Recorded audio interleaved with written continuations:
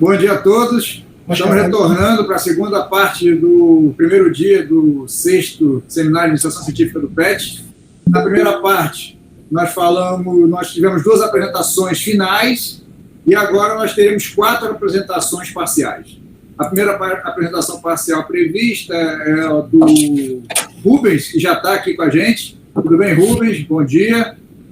Você tem, como você bem sabe, né, as apresentações parciais são de 10 minutos, então você tem seus 10 minutos para poder apresentar as ideias por trás do seu trabalho e mais tudo aquilo que você se preparou. Seu orientador, o professor Marco Aurélio, que está aqui presente, que é um dos membros da banca, então vai ser bom para ele poder conversar contigo um pouco mais, né? É o bate-a-sopra, né? Isso, exatamente. Então, pode começar, já está na hora, tá certo? Boa apresentação, Rubens.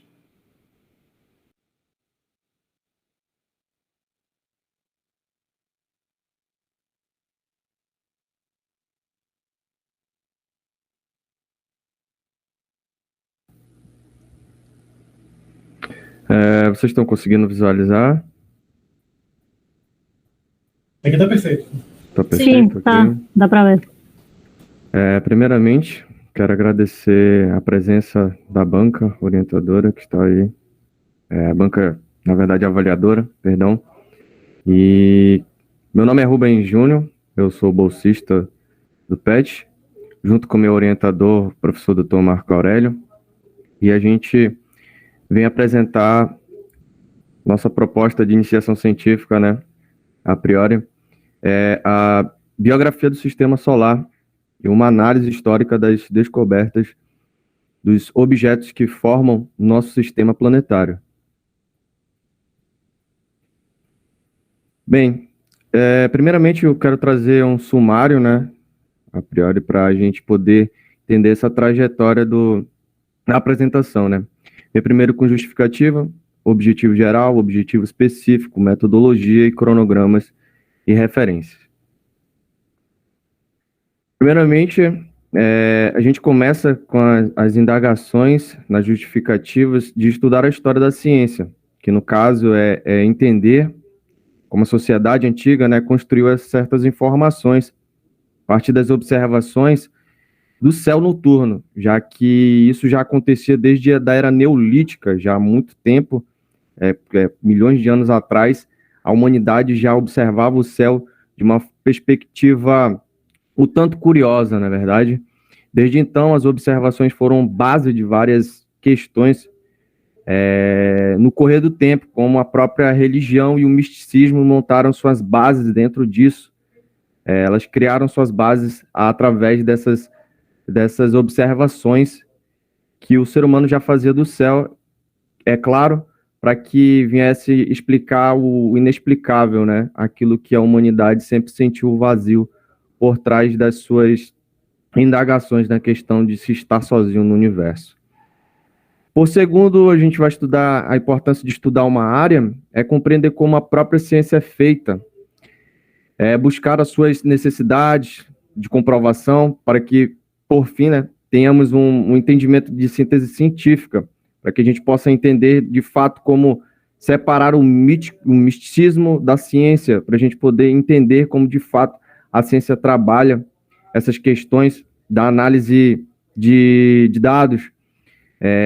A ciência foi se construindo a partir desse momento, né, já lá para meados do século, já do Renascimento, né, que já lá na Renascença, no século XIV para o XV, que a Renascença começou a criar essa questão já, junto com Leonardo da Vinci, a questão da ciência ali sendo trabalhada, né? Separando a religião um pouco ali, né? Na verdade, a religião sempre esteve presente, né? Mas tentando separar um pouco. 3. O estudo da formação do sistema solar, que irá ajudar a busca, né, de informações, a partir de trabalhos já escritos, de publicações, e essas questões já de artigos, de trabalhos já prontos, para a gente poder fazer uma análise mais sucinta, né, desses trabalhos já publicados. Logo, haverá uma investigação, né,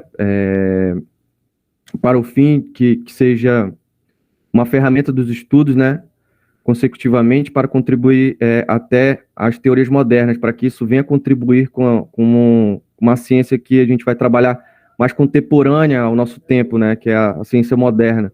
Então, a história vai ajudar a construir uma ferramenta mais sólida para que a gente possa trazer no futuro um artigo mais robusto. Opa, sem querer. E 4, o contato com esse conteúdo, né? Por que esse conteúdo é tão importante, né? De forma que aprofunda, né? Contudo, apesar de que que já faz parte do nosso curso, né, de física, o pessoal já sabe muito bem, né, dentro da física, que isso já faz parte, porém é uma matéria optativa dentro do nosso curso, da nossa grade, mas que isso se dará de forma minuciosa, né, que a gente vai, eu e o professor Dr. Marco, a gente vai trabalhar isso já com uma forma mais minuciosa, mais trabalhada, mais arquitetada, assim, com maior compreensão, para que a gente possa ter os termos linguísticos técnicos dentro desses estudos.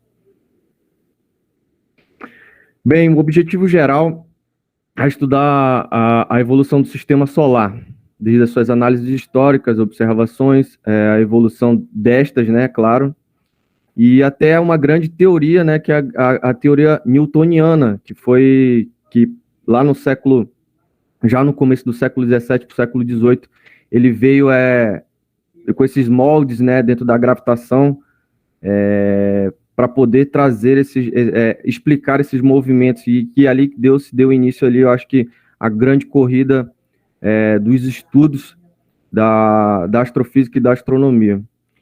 A gente também, para que a gente tenha entender as teorias mais modernas, junto com esse começo ali, na Era de Ouro, do estudo da astronomia, que servirá de base, né, claro, para os estudos em astronomia e astrofísica. Bem, o objetivo específico no caso, a gente vai primeiro, né, trazer uma pesquisa a história antiga, né, do sistema solar, para o entendimento dessas aplicações, dos estudos observacionais, de forma cultural e social, entendermos como essa trajetória se aconteceu, como isso afetava as instituições, no caso, uso instituições para dizer que do fato civilizatório, né, da especificação civilizatória, como eles se organizavam, como eles usavam essas informações observacionais, e o que levou ao desenvolvimento da ciência como tal. Compreender como os conceitos foram avançando com o passar do tempo, né, e já que as primeiras tentativas de compreender o universo são antigas, do que nós já sabemos, né? Temos indícios que são, como já disse, né, da era neolítica. Já existe evidências de povos primitivos que, curiosamente, já faziam essas observações, datando as fases da Lua, que registravam isso em detalhes de varas de madeira e arranhões, me perdoem pelos fogos. E arranhões nos ossos, que ele já contava essas fases da Lua. Isso já vem de milhares de anos. Com o passar dos milhares de anos, surgiram, então, o nome e os destaques na transformação desses modelos. Depois de milhares de anos, veio Ptolomeu com o sistema geocêntrico e Copérnico com o modelo heliocêntrico, e Kepler com as leis das órbitas, e Galileu com o telescópio, né?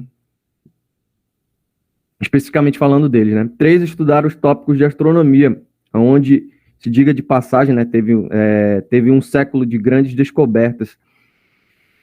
Por exemplo, com Isaac Newton, como já falei, né, o desenvolvimento da gravitação, mas como se refere da astronomia newtoniana, contribuiu com o trabalho, ele contribuiu mais com o trabalho da óptica, né, falando já da astronomia, assim. Ele contribuiu com o telescópio, que tinha as aberrações das questões de imagens borradas e observacionais. Então, ele construiu, junto com isso, um telescópio com espelhos. E 4, né, para compilar os resultados, ter as informações extraídas, os estudos analisados de uma forma mais criteriosa, como já falei para vocês, e incorporar uma leitura elegante, né, compactada, de fácil compreendimento para o leitor e a sua pesquisa. Metodologia. A gente vai fazer um levantamento bibliográfico do início, né? Haverá um levantamento de material para apurar o nível de relevância, né, que terá para essas informações, que serão anexadas, utilizando técnicas de metodologia. 2 estudos, né, claro, trazendo o estudo dos corpos celestes, que será um estudo de como será utilizada e catalogada essas informações cosmológicas. E então, como será aplicada e a formação sistemática até construir uns fundamentos, né, que transformou a ciência. 3. Rubens. Oi. 1 minuto. Ok. Para mim aqui está 2. Vai lá. 3. Continuidade dos estudos, que será um enfoque dos estudos avançados, né, a partir do século XVIII, como falei para vocês. E 4, com os objetivos para entender os objetos invisíveis daquela época, como é que eles se lidavam, a partir do momento que só existia as observações de Júpiter e Saturno, e posteriormente veio Netuno e Urano, com a criação dos telescópios mais potentes, e por fim, fazer uma releitura como estão as configurações do sistema solar atual, levando em consideração com nossos estudos de uma forma mais contemporânea e de um ponto de vista mais de física moderna. Trazendo aqui o cronograma da atividade de 12 meses, que leva o levantamento bibliográfico, astronomia dos povos antigos, leis de Kepler do ponto de vista empírico, teoria newtoniana da gravitação universal, objetivos celestes, os objetos celestes além de Saturno, linguagem de edição LaTeX e outras ferramentas que já dominamos, né, desde o começo do período, desde o começo da graduação, e elaboração, apresentação final das atividades, elaboração do relatório semestral de progresso e elaboração final de atividade e apresentação final. Por fim, as referências aqui para vocês, vai ser captadas as informações, e muito obrigado. Obrigado, Rubens. No horário certinho. Professora Silvina, por favor, a palavra para a senhora. Bom dia, Rubens. Então, parabéns pela sua apresentação. Obrigado. Eu gostei muito da sua linguagem.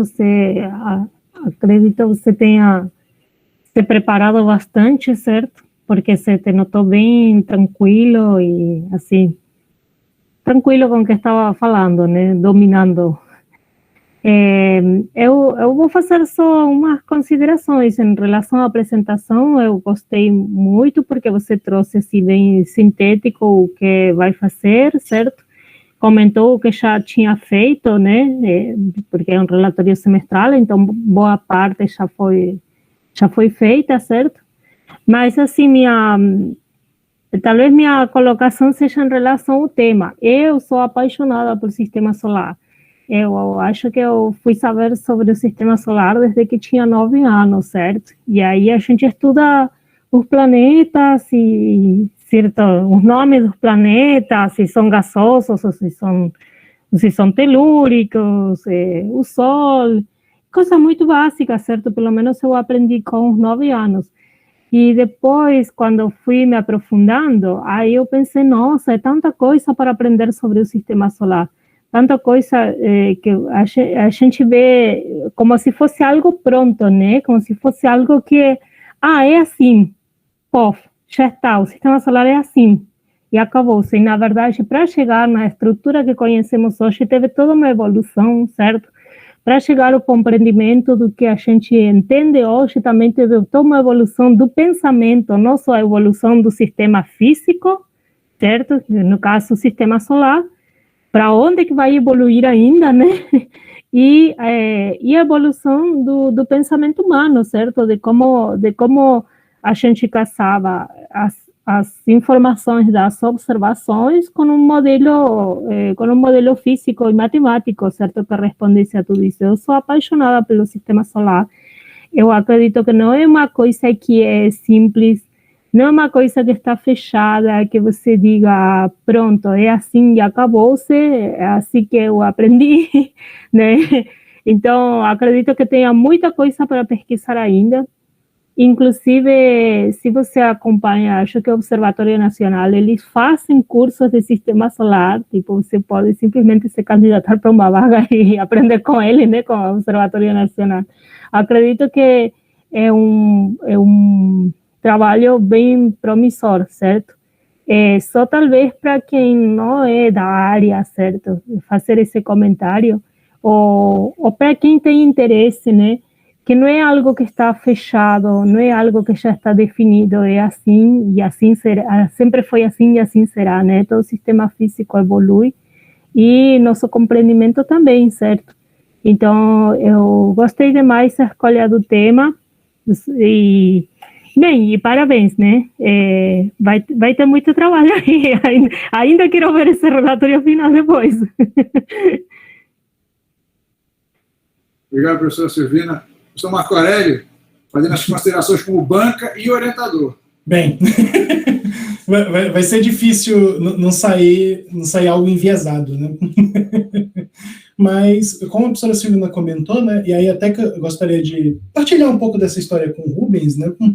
O Rubens, quando ele me procurou, ele justamente comentou assim, professor, eu queria trabalhar com cosmologia, gravitação, e eu pensei, bem, né, é um problema, é uma questão semelhante à da Daniele com o professor Igor, né?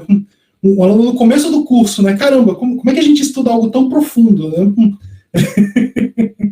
Aí eu pensei, não, aí eu justamente conversando com ele, indagando em todas as questões, a gente chegou nessa proposta inicial, né? De justamente fazer essa pesquisa historiográfica, né? Para tentar montar essa biografia do Sistema Solar, né? Porque justamente como ele mostrou, a professora Silvina bem pontuou, a ciência muda ao longo do tempo, né? O nosso próprio entendimento de como é o processo, como a gente observa, o que a gente colhe, aí muda aqui, volta de lá, a ferramenta vai e volta, né? E a gente justamente queria construir essa pesquisa histórica, né?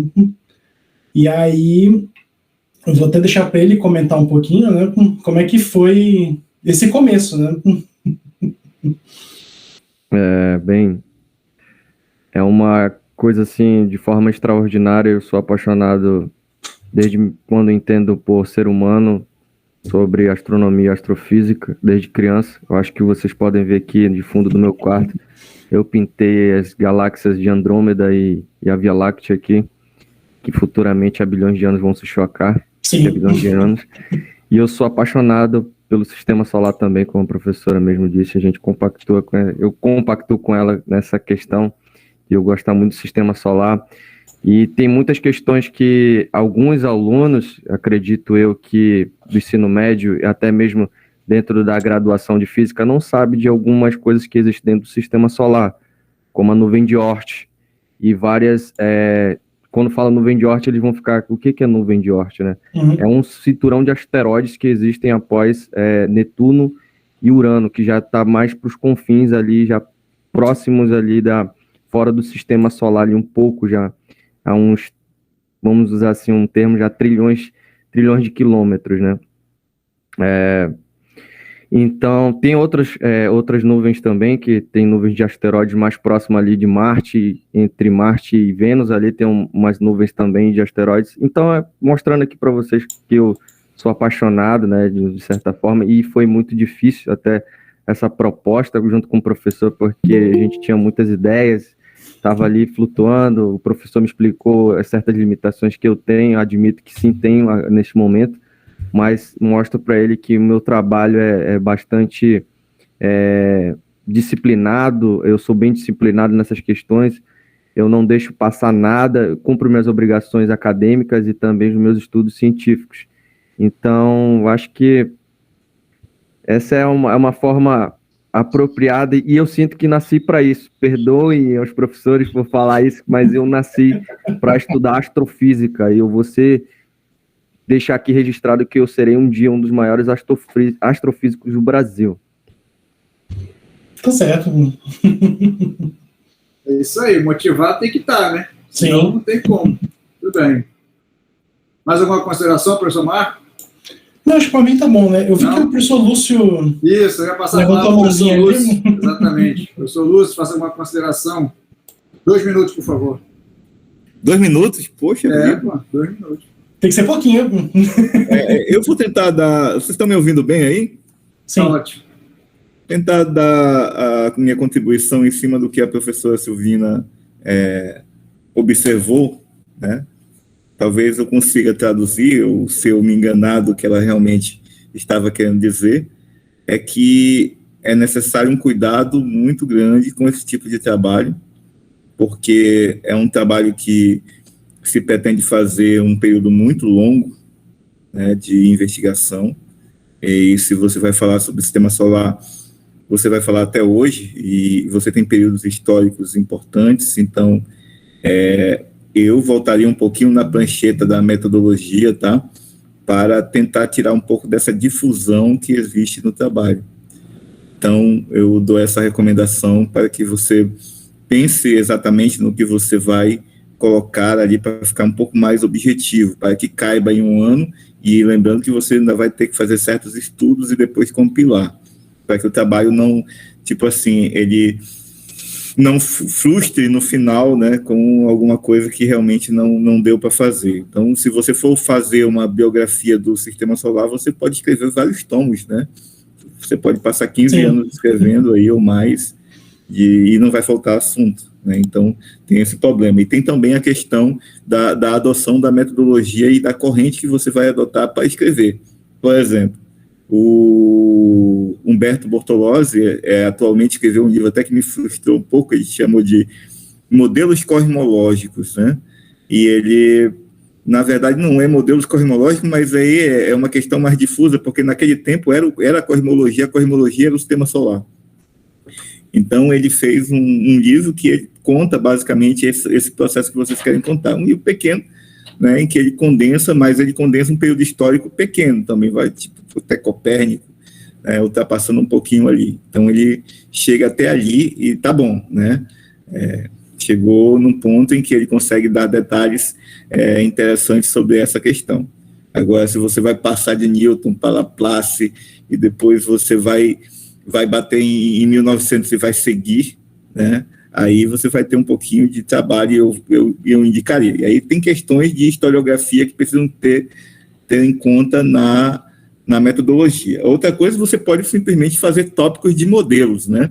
Aí você entraria num ponto de vista um pouco mais físico-matemático da questão e selecionaria o modelo de Ptolomeu, o modelo, né, o Aristarco, e assim você selecionaria um pouco mais a questão e sairia um pouco da historiografia e entraria um pouco mais dentro da questão físico-matemática, né? Então, tem também o pessoal dos cometas também, no sistema solar, e dentro dos modelos e tal, e também dá uma exploração. Mesmo assim, se você quiser ultrapassar os 1900, eu não recomendaria, deixaria para um segundo PIBIC, né? Mas o Marco está doido para ultrapassar 6, né? Já na questão da relatividade, mas tem que tomar um certo cuidado com isso.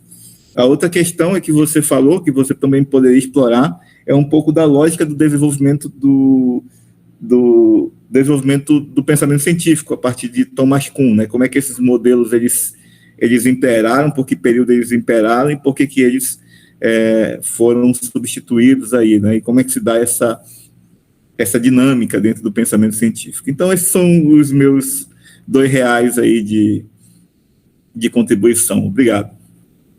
Peço licença a vocês, quero agradecer ao professor Lúcio, muito obrigado pela sua contribuição com o livro de metodologia do trabalho científico, foi de extrema importância e é claro, levarei isso comigo para sempre. Obrigado, professor. Se me permite também, né? Eu gosto de interagir com o Lúcio, porque ele sempre traz uma joia, né, para a gente. Eu estou vendo aqui o livro do Bortolozzi, eu não conhecia essa referência, é uma referência fantástica, estou olhando aqui, e como o Lúcio comentou, eu tenho essa avidez de chegar até o começo do século XX, né, passar ele, né, e aí, como o Lúcio comentou, isso pode ser desafiador, né, a gente vai fazer algumas escolhas no meio do caminho, né, e, de forma geral, a proposta é ser uma mescla dessas três coisas, né, justamente você construir a parte historiográfica, mesclar um pouco com o desenvolvimento dos sistemas, né, fazer esse putporri, né, justamente comentar assim, para que seja a base de trabalhos futuros, né, porque aí se o Rubens quiser, né, justamente avançar nessa parte mais historiográfica, tem pano para manga, né, e assim sucessivamente, né, como ele comentou, é um trabalho para uma vida, né, se quiser se dedicar a isso, você escreve sobre isso muito, sobre vários ângulos de ataque, e você nunca exaure, né, o que é bom. É bom. Sempre se tem algo para falar. Né? É isso aí. Obrigado, Rubens. Obrigado, professor Lúcio, pela intervenção, realmente extremamente importante, pela contribuição, professora Silvina, professor Marcos.